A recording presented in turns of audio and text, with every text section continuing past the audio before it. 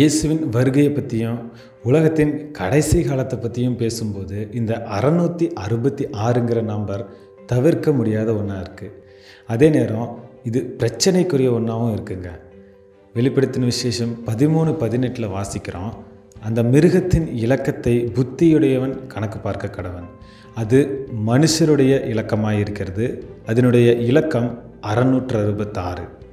இதை புரிஞ்சுக்கிறதுக்கு பல வருஷங்களாக பலவிதமான வியாக்கியானங்களை வேத அறிஞர்கள் கொடுத்துட்டே இருக்கிற அதே நேரத்தில் இன்னொரு பக்கம் இதை சுவாரஸ்யமாக்க சில விஷயங்கள் நடந்துகிட்ருக்குங்க. அதில் ஒன்று தான் சமீபத்தில் அறிமுகப்படுத்தப்பட்ட ஷூ செருப்பில் என்னப்பா பிரச்சனைங்கிறீங்களா? கடந்த மாதத்தில் நைக்குங்கிற பிரபலமான காலணிகள் நிறுவனத்தின் பேரில் ஒரு ஷூ வெளியிட்டாங்க. அதை வெளியிட்டவர் லில் நாஸ்ங்கிற ஒரு இசையமைப்பாளர். இந்த ஷூ பேர் என்ன தெரியுமா? சேட்டன் ஷூஸ். அதோட சிறப்பம்சம் கேட்டால் அதிர்ந்து போயிடுவீங்க. அதில் தலைகீழான சிலுவை ஒன்று இருக்குது. அப்புறம் 2 பக்கமும் லூக் 10:18 பொறிக்கப்பட்டிருக்கு. என்னப்பா சாத்தான் ஷூன்னு சொல்கிறீங்க, அப்புறம் ஏன் வசனம்லாம் இருக்குங்கிறீங்களா? இதை விட இன்னொன்று இருக்குங்க.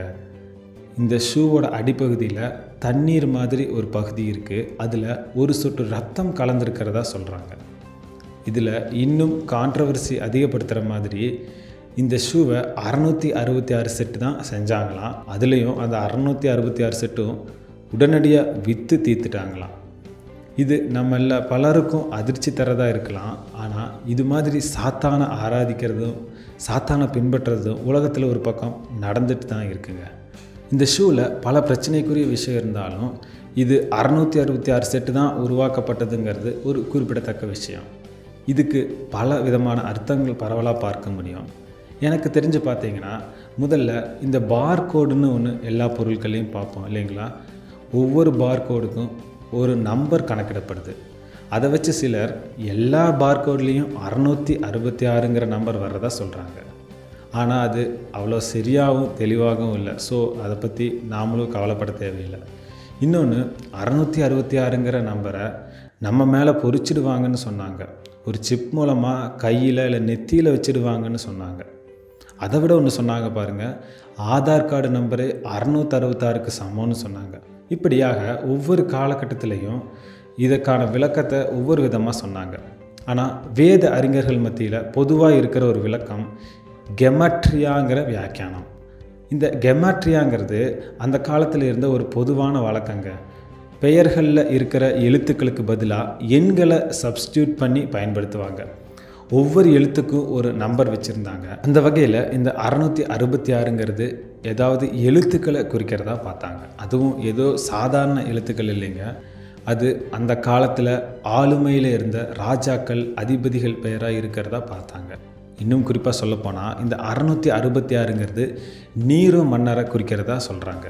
அது எப்படின்னா, நீரோ சீசருங்கிற கிரேக்க பெயரை எபிரேய மொழியில் டிரான்ஸ்லிட்ரேட் பண்ணும்போது வர்ற அந்த எபிரேய எழுத்துக்களுக்கு இணையான எண் தான் 666ங்கிறதா பார்க்குறாங்க. அதாவது நாம் தங்கிலீஷில் வணக்கங்கிற வார்த்தையை VANAKKMனு எழுதுவோம் இல்லைங்களா? அது மாதிரி நீரோ சீசருங்கிற கிரேக்க பெயரை எபிரேய மொழியில் எழுதும்போது வர்ற இணையான நம்பர் 666. ஆனால் இந்த வகையில் வியாக்கியானம் பண்ணும்போது இருக்கிற பிரச்சனை என்னென்னா, இந்த சீசருங்கிற வார்த்தையை சரியான முறையில் எபிரேய மொழியில் எழுதுறது கடினம். அது மட்டும் இல்லை, யோவான் இந்த வெளிப்படுத்தின விசேஷத்தை ஆசியாவில் இருக்கிற கிரேக்க மொழி பேசுகிற கிறிஸ்தவர்களுக்கு தான் எழுதுகிறாரு. அப்படி இருக்கும்போது அவர் எபிரேய மொழியை பயன்படுத்த வேண்டிய அவசியம் என்னங்கிற கேள்வி வருது. அதே போல் யோவான் கெமாட்ரியாவையே பயன்படுத்தி இருந்தாலும் வெளிப்படுத்தல் 9:11 அப்புறம் 16:16 சொல்லப்பட்டது போல் இது கிரேக்க பாஷை இல்லை எபிரேய பாஷை என்பதாக பயன்படுத்தி இருக்கலாம். ஆனால் அதெல்லாம் எதுவும் இல்லாமல் இது மனுஷருடைய இலக்கமாக இருக்கிறது. அதனுடைய இலக்கம் 666ங்கிறாரு. கெமாட்ரியா முறையை பின்பற்றவங்க இதோட விட்டுறலைங்க. வரலாற்றில் இருக்கிற பல ராஜாக்கள் அரசர்களோட பெயருக்கு இதை ஒப்பிட்டு பார்க்குறாங்க. சொல்லப்போனால் ஜெர்மனி அதிபர் ஹிட்லர் கூட அந்த லிஸ்ட்டில் இருக்கார். ஆனால் அப்படி கொடுக்கப்பட்ட பெயர்கள் எதுவுமே திருப்திகரமான பதிலை கொடுக்க முடியல. ஏன்னா இந்த வெளிப்படுத்தின விசேஷத்தில் இருக்கிற பல உருவக பேச்சுக்கள், உவமை போன்ற விளக்கங்கள் உதாரணமாக சொல்லப்படும் விஷயம்னு வச்சு பார்க்கும்போது இந்த 666ங்கிறது எந்த பெயருக்கும் ஒத்து வர மாதிரி தெரில. இதை பற்றி ஒரு வேத அறிஞர் சொல்கிறாரு, எந்த ஒரு பெயர்களுக்கும் இணையான நம்பர் கொடுக்கறது எளிது, ஆனால் நம்பர்கள்லேருந்து சரியான பெயரை கண்டுபிடிக்கிறது கடினங்கிறாரு. அப்படின்னா இதை புரிஞ்சுக்க ஒரு வழியாக நான் பார்க்குறது எபிரேய மொழியின் எண் தத்துவம். அப்படின்னா எபிரேய மக்களின் சிந்தனைப்படி பார்க்கும்போது ஒரு சில எண்கள், அதாவது 3, 7, 10, 12, 40 இதெல்லாமே ஒரு கம்ப்ளீட்னஸ் அல்லது பெர்ஃபெக்ஷனை காட்டுறதா சொல்கிறாங்க. உதாரணத்துக்கு வெளிப்படுத்தின விசேஷத்திலே சொல்லப்பட்டிருக்கிற 24 மூப்பர்கள், 7 முத்திரை, 1,44,000 பரிசுத்தவான்கள், 2 இரத்த சாட்சிகள், 7 தலை 10 கொம்புகள்னு பல விஷயங்கள் நம்பர்களில் சொல்லப்பட்டிருக்கு. அதில் பெரும்பாலும் ஒரு பெர்ஃபெக்ஷன், அதாவது பரிபூர்ணமான ஒரு விஷயத்தை காட்டுதுங்க. வெளிப்படுத்தல் 4:8 பார்க்குற பரிசுத்தர் பரிசுத்தர் பரிசுத்தர்னு 3 முறை சொல்கிறது ஏசாயா 6வது அதிகாரத்துலேயும் சொல்லப்பட்டிருக்கு.